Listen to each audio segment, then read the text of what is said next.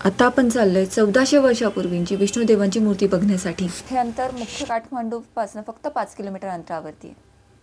Basically ह्या मंदिराला बूढा नीलकंठ किंवा स्लीपिंग विष्णू टेम्पल असंही म्हणतात। चढण पायऱ्या बिलकुल नाही, अगदी मंदिरापर्यंत गाडी जाते, तुम्ही सहज चालत जाऊ शकता। 20-25 पावलं चालली की आपण येतो मंदिरात। आम्ही पण फार एक्साइटेड होतो मंदिर किंवा प्रत्यक्ष मूर्ती बघण्यासाठी। तर चला तर मग। बूढा नीलकंठ नावावरून हे शंकराचं मूर्ती आहे असं वाटतं। कधी कधी बुद्धांची मूर्ती आहे असं इथे सांगितलं जातं, पण हे विष्णुदेवांचं मंदिर आहे।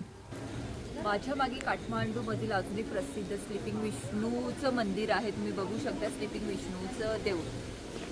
पवित्र अशा गोसाई कुंडामध्ये 13 मीटर पाण्यामध्ये, म्हणजे जवळजवळ 43 फीट पाण्यामध्ये 5 मीटर लांबीची बेसाल्ट खडकापासनं, एकाच खडकापासनं बनलेली ही विष्णूंची मूर्ती, जी दशमुखी शेषनागावरती निद्रा अवस्थेत आहे बरं का।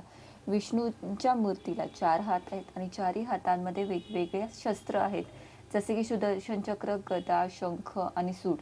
अर्धी मांडी घातलेली आहे, म्हणजे एक पाय फोल्ड केलेला तर एक पाय जमिनीवरती सरळ दिसतो। आषाढी एकादशीला इथे मोठी जत्रा असते, तर खूप सुंदर असं हे मंदिर बघण्यासाठी आवर्जून येण्यासारखं काठमांडूमध्ये स्लीपिंग विष्णू म्हणजेच बूढा नीलकंठ हे मंदिर बघण्यासाठी नक्की या। Thank you so much.